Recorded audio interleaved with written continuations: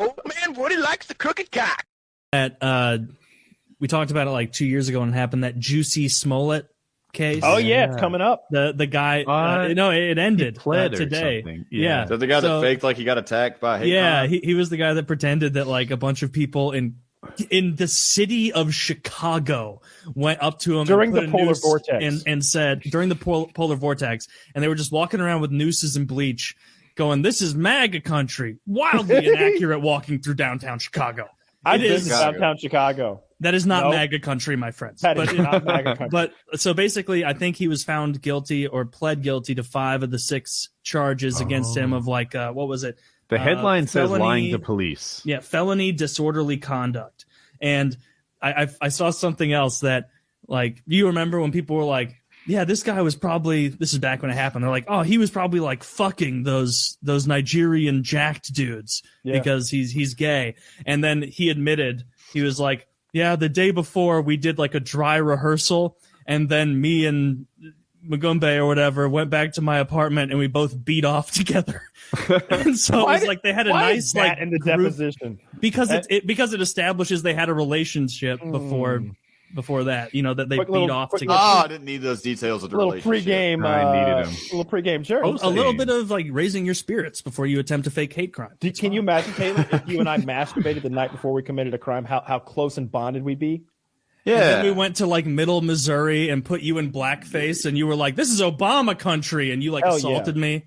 And I was like, "Oh lordy, and I have a Subway in my hand. Yeah. What's the equivalent of a fake noose and MAGA hats, though? I don't know. We're gonna vaccinate them while we wear like fucking. It would be like vaccinate them with a "Yes We Can" shirt. It'd be like one of those. It'd be like one of those like 1910 like racist shit where you just accuse a black guy of rape with no evidence and then people attack them, that kind of thing. But it's the modern day equivalent. It'd be the opposite. Like what's the book with Atticus Finch? To Kill a Mockingbird. Yeah, it's a good one. Look at us. We're all in on it. We're all smart.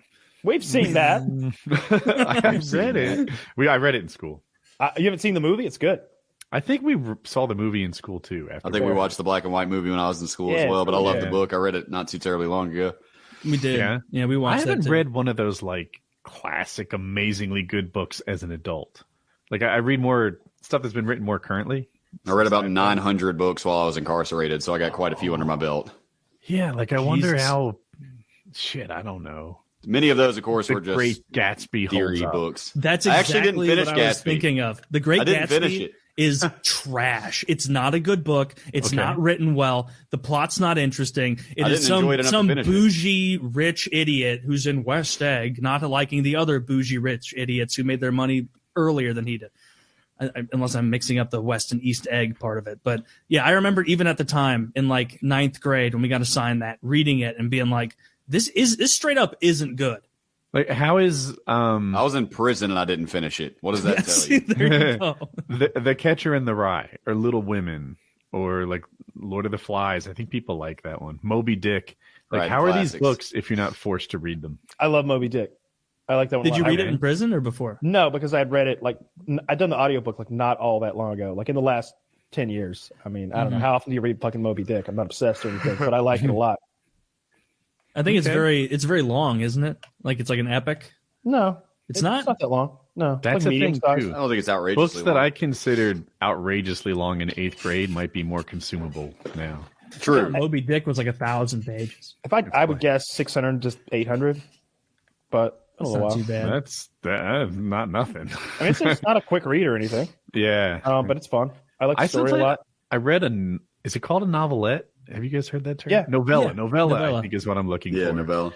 I read a novella not too long ago, Sci-Fi Again. I was like, I really think I like this. It's like, you know how YouTube ruins your attention span? Mm-hmm. Yeah. I might be a novella guy now. Hey. Just a quick story.